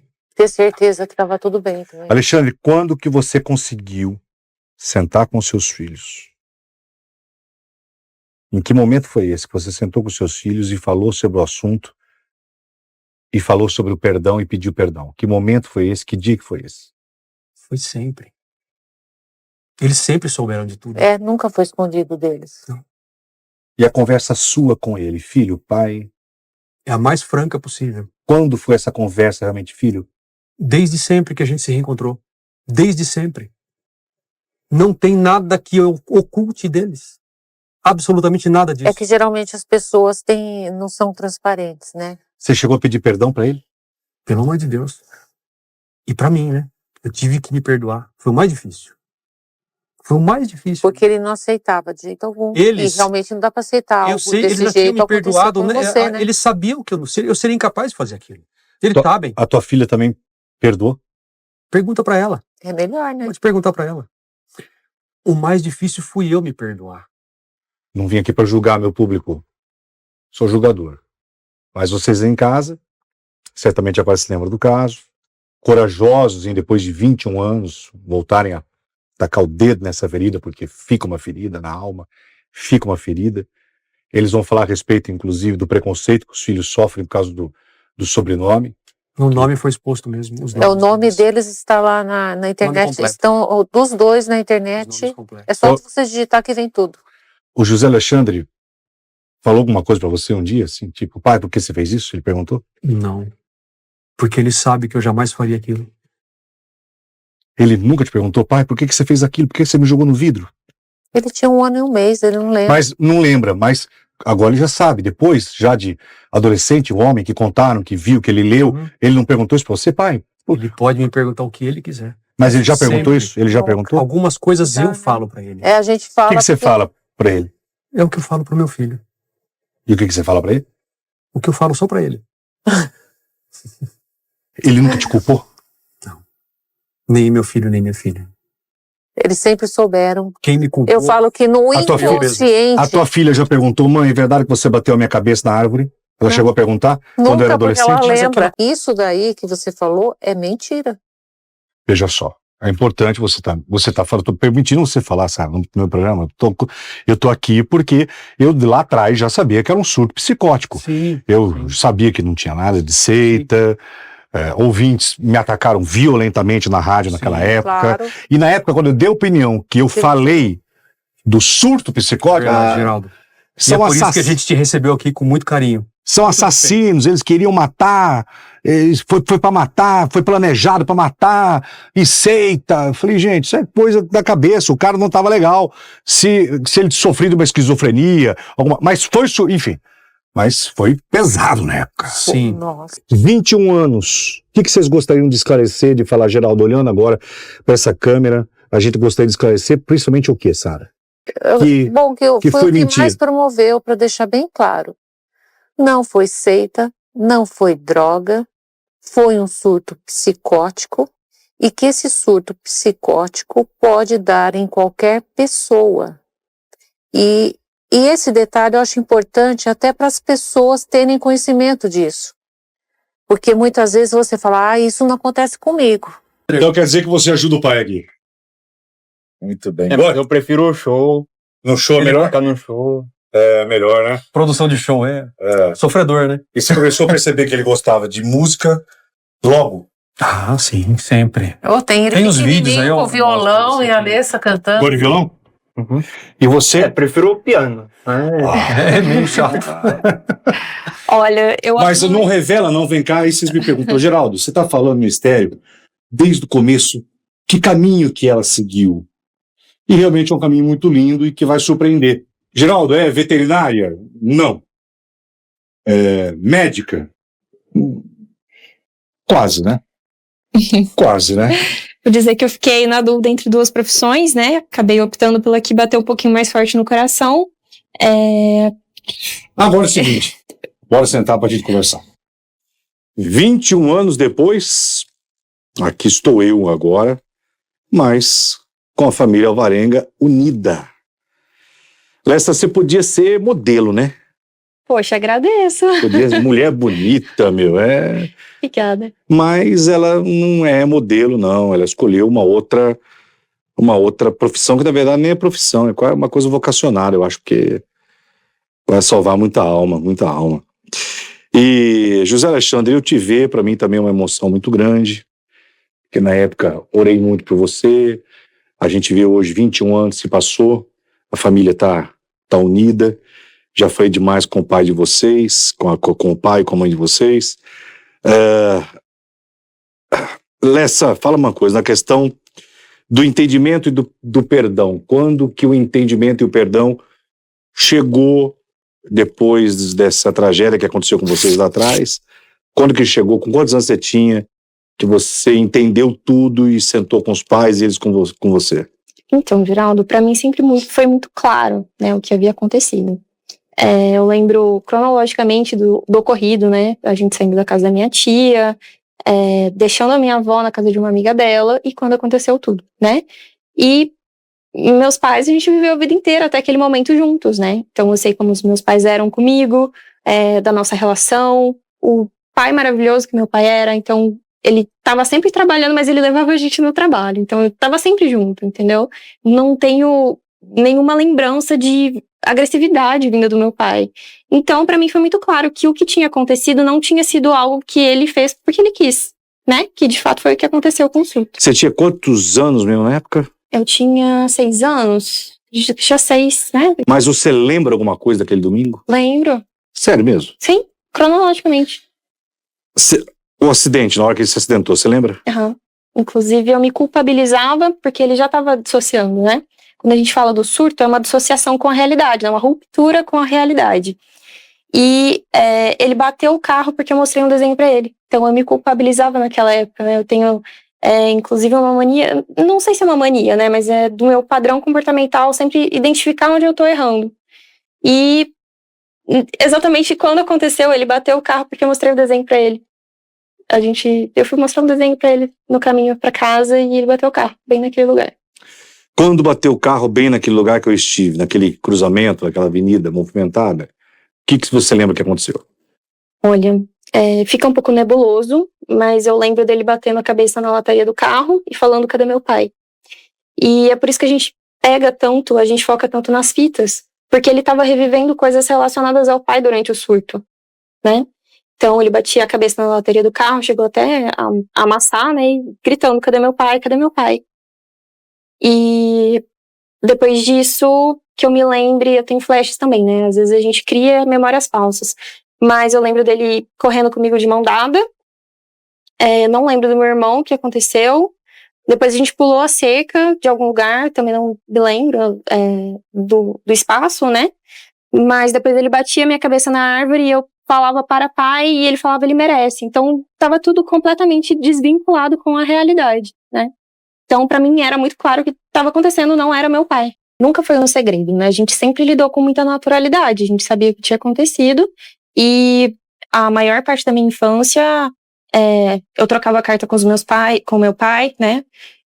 Então, eu lembro até de um passeio no parque, que eu fui com a minha mãe, voltei para casa e escrevi a carta para ele falando como é que tinha sido no parque. E ele? Sim, a gente se comunicava. A gente mantinha ali um diálogo, né? Através das cartas. E ele preso? Sim. Lá em Taubaté. Você culpou ele em algum momento? Nunca. Eu falava que... Nem pelo dele ter tido esse surto e ter feito isso com o seu irmão? Nunca. Não tem como... Eu não me sinto nem vítima, né? Do que aconteceu, porque acredito que quando a gente se coloca no papel de vítima é quando alguém fez alguma coisa conscientemente. Quando a gente fez sem querer, às vezes até acaba sendo uma vítima, mas eu não consigo me colocar nesse lugar, porque ele mesmo foi vítima do surto. Ele jamais, acredito que tenha sido a pior coisa da vida dele ter feito isso, é o que a gente sempre conversa. Então, não existe o que perdoar, né? Porque ele não fez de forma consciente. Eu acho que esse momento, nesse domingo que vocês estão vendo essa história, não é reportagem, isso aqui não é reportagem, isso é uma história, que vai causar também tanto alerta sobre surtos psicóticos, que é importante vocês saberem, vigiarem seus familiares, seus filhos, filhas, pais. Prometo que um dia eu faço uma matéria sobre, aí sim, reportagem sobre surto psicótico, que qualquer um pode ter. Existem sinais, inclusive que hoje, a importância da saúde mental, só que hoje a Lessa pode falar isso com propriedade. Sabe por quê? Você se formou ou está estudando? Olha, tá faltando só o TCC, então toda a parte de estágios tá tudo concluído. Então pode explicar agora, pode revelar o que você está... Bom, eu tô me formando em psicologia, ali pela Universidade Federal do Triângulo Mineiro, em Uberaba, e tá faltando só o TCC mesmo. Em relação à saúde mental, né? E por que você foi para a psicologia? Por causa do ocorrido com a tua família, com o teu irmão? Então, foi a mesma coisa que eu falei no podcast. Essa pergunta até me pegou de calças justas, porque eu nunca tinha pensado sobre isso, né? Às vezes a gente faz algumas escolhas que são inconscientes, a gente não pensa, né, para aquela tomada de decisão. Eu sempre tive curiosidade aí na parte do comportamento humano, entender as relações humanas, sempre gostei muito disso. Então, eu fui mais pelo coração mesmo e pela possibilidade de ajudar as pessoas como propósito de vida. Para mim, não tem nada mais satisfatório do que agora eu estou trabalhando com recrutamento e seleção. Eu consegui fazer uma admissão e saber que aquele trabalho vai impactar de forma positiva na vida de alguém. Ou então, no caso da clínica, né? Eu passei ali nos estágios clínicos, nada era mais gratificante do que terminar a sessão vendo a evolução da minha paciente e me emocionando junto com ela de ver a evolução. Então, é como um propósito mesmo, é ver o meu trabalho tendo um impacto positivo e fazendo a pessoa evoluir na vida dela. Sabe que na época teu pai foi tido como criminoso, não como uma pessoa que teve como é portador de uma doença, você sabe, né? No caso, até nos laudos, né, a gente chegou até a separar os laudos, mas acredito que por conta do tempo não seja plausível de trazer nesse momento, né? Mas um dos CIDs implica na dissociação, né? Quando existe essa ruptura com a realidade, ela pode ser causada por diversos fatores, né? É algo multifatorial. No caso, pode ser por causa de esquizofrenia, por conta de drogas também. Foi uma das hipóteses diagnósticas, né, a princípio. Tem tudo isso no laudo. O dele não foi orgânico, né? No final, soube-se, acho que é o CID-44, F44. Ou seja, o surto que ele teve não foi por conta de alguma doença que ele tenha, algum transtorno mental que ele tenha. Foi um somatório de situações que aconteceram na vida dele e de hábitos, né, de privação de sono, com a correria que é essa questão de produção, vir à noite, a questão do luto mesmo, que a gente falou bastante das fitas, né? Então, ele reativou um luto que não foi elaborado. Quando a gente é criança e a gente passa pela perda de uma pessoa que era o alicerce da vida, você precisa que os adultos te ajudem a entender os seus sentimentos e a elaborar, né, conseguir lidar com esses sentimentos. E ele não teve nenhum tipo de suporte nesse sentido, ele teve que se fazer sozinho, né, que foi o que ele já falou um pouquinho com vocês. E nesse sentido, quando ele teve contato com a fita, foi aquele estopim para ele entrar no surto, né, inclusive no delírio dele, né, muito vinculado ali com a figura do pai. Que história, não? E um dos motivos, né, da gente ter pensado em trazer a história, depois de 21 anos, né, uma emissora chegou até nós para fazer a proposta aí dos 20 anos do ocorrido, né, e aí a gente começou a refletir sobre isso. A gente não quis dar seguimento para a emissora, a gente não confiava, a gente topou fazer com você justamente pelo histórico que a gente já tinha, né, da empatia que você teve com o nosso caso. E no caso, em 2020, aconteceu uma situação na minha faculdade. Fui participar de um simpósio de psicologia forense. Sempre me interessei muito pela parte criminal, não pela conta dos meus pais, mas acho que todo mundo tem um pouquinho de curiosidade de entender o que se passa na cabeça de alguém que comete um crime. E aí o psicólogo que foi fazer a palestra, ele era um psicólogo de Ribeirão Preto, ele trouxe o caso como família Alvarenga. E eu tive um dos momentos mais impactantes, assim, em relação à minha história, né? Eu vi a minha história sendo contada por alguém que eu nunca mais imaginei que ia acontecer de uma forma deturpada, né? Então a gente nunca esclareceu o que tinha acontecido. Quando essa emissora veio até a gente, veio esse negócio de nunca falamos sobre isso, a gente nunca contou a nossa própria história. E aí que veio a ideia do podcast, de falar sobre isso, e que bom que a gente teve voz a partir de você. Então, e explicando um pouquinho mais sobre o que aconteceu no simpósio, né, ele falou do casal Alvarenga, e já comecei a ter uma crise de ansiedade. Eu nunca tinha tido uma crise de ansiedade até aquele momento. Então, comecei a faltar ar, eu chorava compulsivamente. Eu morava em República, né, em Uberaba. As meninas foram me socorrer no quarto porque não sabia o que estava acontecendo. Eu soluçava e não tinha ar. E, basicamente, eu comecei a mandar mensagem pra ele que se ele continuasse falando, eu comecei a gravar a tela, né? Eu iria processar porque ele tava falando sobre algo que ele não tinha ideia do que tinha acontecido. Basicamente, ele relacionou com uma tentativa de homicídio dos filhos. E não foi isso. Quando você fala de tentativa de homicídio, é algo que a pessoa tem que ter consciência do que ela tá fazendo. Então, eu achei de grande falta de responsabilidade, né? Depois ele veio conversar comigo, ele pediu desculpa de ter lidado com essa forma e chegou exatamente no ponto. Por que ele se pautou naquelas informações? Porque eram informações públicas. Pois é, a abertura que eu fiz da minha matéria, que você vai ver, sobre informações públicas. Sim, exatamente. E aí que veio isso de, inclusive na psicologia, uma das ferramentas para você lidar quando você é uma vítima de uma violência, de algo traumático, né? É você se apropriar da sua própria história. E a gente nunca tinha feito isso. Então, acabou sendo até um movimento terapêutico pra gente mesmo, né? Eu posso falar em meu nome, né? Isso foi um movimento terapêutico para eu conseguir lidar e falar, não tenho medo mais de ser eu mesma. Por muito tempo eu era uma pessoa muito tímida, sentava no fundo da sala, sempre tive muito problema. Você tem preconceito de ter o seu nome Alvarenga? Nunca, é o nome que eu uso.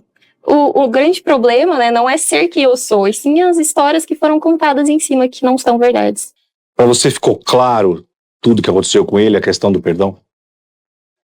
Foi o que eu falei, nunca pra mim teve uma necessidade dele me pedir perdão, porque sempre foi muito compreensível pra mim o que tinha acontecido. Então não tinha nenhum tipo de ressentimento, eu nunca culpabilizei meu pai, entendeu? Nem tua mãe? Não, de forma alguma. Minha mãe, ela entrou em estado de choque. No que passaram, que disseram que a tua mãe pegou você, levou pro bosque e agrediu você, bateu na cabeça. Mentira. Minha mãe entrou em estado de choque, eu nem lembro nela no cenário, né? Toda a agressão que aconteceu foi por conta do meu pai, do surto que ele entrou, né? Minha mãe, acredito que tenha entrado num estado de choque. Disseram que ela pegou a sua mão, levou até o bosque e batia a sua cabeça Não, foi meu pai. Eu lembro claramente. Inclusive porque eu falava, pai, para. E depois eu apaguei, né? Mas eu falava, para, pai, para. E ele falava, não, ele merece. Então, realmente, ele não tava... Não era ele. Não, ele tava completamente... Não era ele. Dissociado da realidade. Então, pra mim, sempre foi muito claro o que tinha acontecido. Não tem... Pode cortar a trilha, por favor. Não tem como não entrar na dor dessa família. Eu sempre respeitei, mesmo quando eu era repórter policial, uma das áreas mais difíceis de você tramitar na escrita, falada ou televisão é a reportagem, é o jornalismo policial, e eu fui repórter policial durante 24 anos. Você cometeu alguns erros, Geraldo Luiz? Olha, vocês estão vendo um cara falho aqui. Eu não sou perfeito. Mas eu sempre tomei muito cuidado. Não tem como não entrar na dor de cada um desses da família Alvarenga. E me emociona ver que os filhos perdoaram, que a filha entendeu que o pai surtou. O filho que foi jogado bebê, hoje homem, vocês viram como ele está lindo. É uma família linda, que todos se perdoaram e todos continuam juntos. E me emocionou, Sara e Alexandre, vê-los juntos. Eu estou recebendo aqui no palco este homem que tem um respeito muito grande, que todo mundo conhece, os colegas de imprensa conhecem. Câmera nele fechada para mim, por favor. Esse é o Dr. Jacó Pinheiro Goldenberg, doutor em psicologia, assistente social, um grande escritor, um estudioso da mente humana. Dr. Jacó, essa questão, quando se fala do surto psicótico, vamos lá. Eu que nunca surtei, que nunca tive um ato violento contra mim ou contra alguém, quando se fala de surto psicótico, ele pode dar em qualquer pessoa. O que é um surto psicótico? Boa tarde, obrigado por senhor ter vindo aqui. Boa tarde. Bom, em primeiro lugar, Geraldo, eu gostaria de dizer o seguinte. Quando vocês me convidaram, eu imaginei que seria mais uma entrevista das centenas de entrevistas que eu já dei sobre comportamento. Mas sentado aqui, eu não assisti uma entrevista. Corta a trilha para mim, por favor. Eu assisti um psicodrama ou talvez um sociodrama. Eu gostaria de dizer inicialmente, Geraldo, e digo isso com orgulho, que essa psicóloga, Alessa, além de ser brilhantíssima, ela é mineira como eu. Eu sou de Juiz de Fora. E eu atribuo, nos estudos que eu faço de geopsicologia, ao mineiro, modéstia à parte, uma introspecção para a sensibilidade. Eu costumo dizer que quem nasceu no meio daquelas montanhas, ou vira poeta ou fica louco.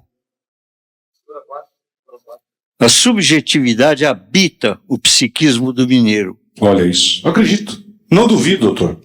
E essa moça deu uma aula. Ô Geraldo, eu posso levantar e ir embora. Essa moça deu uma aula extraordinária, magnífica, sob todos os aspectos, do que é o surto, do que é a vocação profissional. Quando ela disse que ela havia escolhido a profissão dela, é consensual em psicologia que a gente procura uma profissão para reparar os objetos quebrados na infância. Uma criança que sofreu injustiça tem uma certa tendência a ser advogado. Alguém que teve na família um problema grave de saúde, que traumatizou, pode apresentar uma tendência para medicina, para enfermagem. A nossa vida tem uma dinâmica narrativa e ela expôs isso com muita naturalidade. Mas o que mais impressiona, Geraldo, não é uma questão de teoria, gente. Eu quero dizer para vocês, para você telespectador, que nós hoje aqui vivemos uma página, e olha que eu dou aula de psicologia no mundo inteiro. É inédito o que você fez aqui, rapaz. É inédito. Você promoveu aqui um psicodrama com efeito social extraordinário. Todo mundo aqui fez um pouco de catarse. Todo mundo aqui viu. Quem não teve a contingência da perda de uma pessoa querida, mas acompanhou a perda, a morte de alguém da família, ou alguém querido. É traumatizante. A morte do pai para uma criança de 10 anos, e ele descreveu isso com nitidez, a sensação quando ele disse que o mundo, e eu vou mais ou menos usar a metáfora, o mundo acabou. A morte do pai, a morte da mãe, desloca você de si mesmo. Você deixa de você ser quem você é. Então todas as emoções, e o surto sempre, Geraldo, é esse cipoal. É como se fosse um vulcão. Nós sabemos que debaixo da Terra nós temos placas tectônicas. No nosso psiquismo existem placas tectônicas. Emoções recalcadas. Cada um de nós guarda sentimentos como se fosse um arquivo fechado. Mas esse arquivo fechado, às vezes se transforma numa bomba relógio. O surto é essa bomba relógio. Todas as suas emoções se desequilibram. É como se o seu consciente ficasse afastado e o seu inconsciente explodisse ou implodisse. É muito frequente quando alguém sofre um surto desses, que posteriormente o indivíduo diga: eu não tenho a menor ideia do que aconteceu. O senhor está dando que aula? Eu imagino, eu estou ouvindo o silêncio do meu suíter, da nossa assistente de direção, a Nicole, do nosso diretor-geral, Robson Cirilo. Eu não estou ouvindo eles falar, porque o senhor é o... Ouvir o senhor e a prestação de serviço que uma TV aberta, obrigado, Rede TV, em permitir que eu seja o Geraldo Luiz. É isso que eu quero levar ao meu público, informação. O que esse homem está falando, prestem atenção. Alguém que está do seu lado, todos nós temos dores, vocês estão olhando para um cara, vocês sabem das minhas dores, eu nunca escondi nada. Do pai que me abandonou na véspera de um Natal, de uma mãe, eu passei anos de uma vida odiando um pai, e eu só fui entender depois do nascimento de um filho. Então, o que esse homem está falando agora, preste atenção, porque um surto psicótico pode acontecer na sua família. Então, é uma aula gratuita, de graça, que vocês estão tendo agora com o Dr. Jacó aqui. Doutor, o senhor falou que todos nós somos um vulcão, coisas guardadas dentro de nós, dores do passado, crianças que talvez foram estupradas, molestadas, judiadas. Nesse caso, nós temos a figura de um menino que amava o pai, perdeu o pai, um tambor estourou no rosto do pai, a figura do pai que pegava ele no colo desaparece, sai de cena. Aí ele se torna pai de uma menina, se casa com uma mulher maravilhosa com quem está até hoje. Aí vem um filho bebê, sofre um acidente de trânsito, bate o carro, pega esse bebê, ele, pai, e se tornou pai. O pai que ele amou, agora era o pai que ele era. O pai que ele amou e perdeu, era o pai que ele já era, e com o bebê. Aí ele pega esse bebê e joga no vidro. E ele me disse que ele não se recorda que isso desapareceu. Acontece isso somidamente?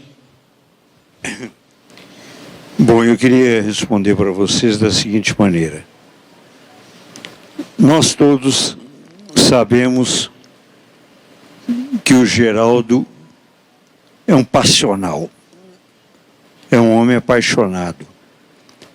Então não dá para fazer uma entrevista fria, teórica. Eu sou obrigado a entrar no clima da cena. Eu sou de religião judaica, eu sou judeu. Mas eu vou invocar agora a importância e o significado do que o Geraldo falou, do pai que o abandonou, desse menino cujo pai morreu, e da figura, e mais do que da figura, da sensação de abandono que a morte significa. Uma ideia quase de traição. Eu que amava tanto, e ele foi embora, ele me abandonou, porque é essa a ideia de quem fica. Por que ele foi embora? Já que eu amava tanto. E a resposta está na cruz. A última invocação de Jesus. Ele, lama sabachthani. Eloi, Eloi, lama sabachthani. Pai, Pai, por que me abandonaste? Essa sensação é universal. Esta é a lição para que a gente possa superar o medo da morte. Dentro da psicologia, nós sabemos que existem duas grandes forças: biofilia e necrofilia. A vontade de viver e o impulso de morrer. Quantas vezes a pessoa, diante de uma crise, de dificuldades imensas, não tem a sensação de entrega. Chega, chega, chega. Eu quero descansar. E a ideia de descansar é associada com a ideia de morrer. de se ausentar. Não aguento mais. Esse impulso de morte, frequentemente nós temos que combater para poder continuar, para poder viver. Nós não viemos para essa vida para ser turista. Nós viemos para ser testemunha. Doutor, esse surto tinha algo dentro dele e jogar o próprio filho, o telespectador está perguntando, mas doutor Jacó, ele pegou o filho bebê e jogou, e depois isso apagou da memória dele. O surto tira a pessoa de si. O que se... Para o povo entender de uma forma, que eu sou um comunicador popular, o que o surto tira a pessoa de si, ela não lembra. E quando eu era repórter policial, um rapaz uma vez matou a família inteira em Piracicaba, inteira. Matou pai, matou mãe. Quando eu cheguei lá, na delegacia, ele não se lembrava. E dentro, depois da cadeia, falou, o que eu fiz? Cadê meu pai? Cadê minha mãe? Ele falou, você matou! E foi comprovado realmente que foi um grande surto e que ele não se lembrava de nada. Não só isso é frequente, como também é comum que pessoas que têm esse procedimento, no desespero, acabem se suicidando. É muito frequente que em seguida se suicidam, porque quando tomam consciência do que fizeram de forma inconsciente, não são capazes de sobreviver àquilo. A sua pergunta é se isso, digamos, seria uma espécie de apagão. Os índios brasileiros, Geraldo, eles têm uma expressão muito curiosa. Quando um índio brasileiro, ele fica demente, quando ele enlouquece, você sabe qual é o nome que eles dão para essa doença? Não. Doença do susto. É como se eles dissessem assim, o sujeito vai indo, no cotidiano da sua vida, de repente, susto completo. Aí você enlouquece. É uma lição incrível da psicologia dos nossos povos primitivos. Qualquer um, nós estamos com o tempo estourado, eu tenho duas perguntas para finalizar. Eu vou dando sinais que eu posso surtar para a família que está vendo em casa. Doutor Jacó, qual a orientação? Existe algum sinal que o meu filho pode dar, ou que a minha filha, ou que eu mesma posso ver, que eu possa apresentar um surto psicótico?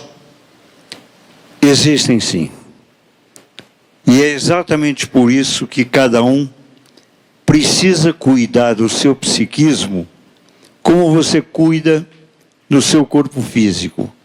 As pessoas tomam banho todo dia, mas poucas pessoas reservam meia hora por dia para meditar, ou para refletir, ou para fazer psicanálise, ou para fazer psicoterapia, ou para ir a uma igreja, ou mergulhar no seu próprio eu e tentar encontrar em si mesmo e também nos outros recursos de força para enfrentar a vida, porque a vida é muito difícil.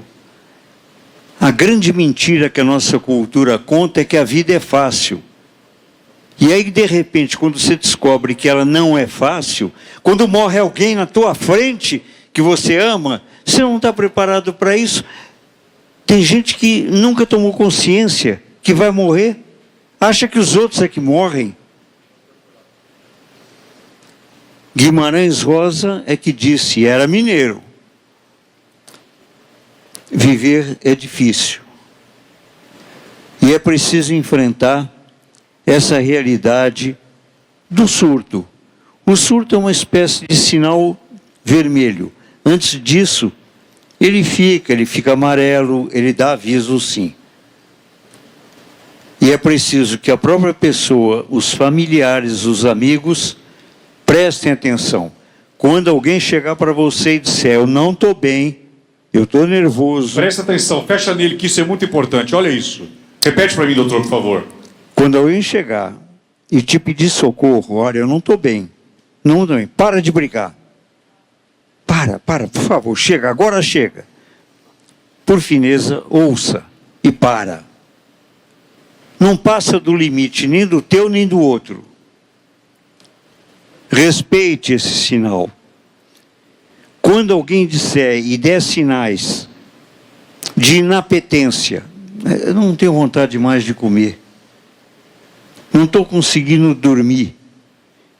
Quando os sinais de vida começam a ser interrompidos, é hora de você dar assistência para uma criatura miserável que cada um de nós é diante do infinito e da eternidade.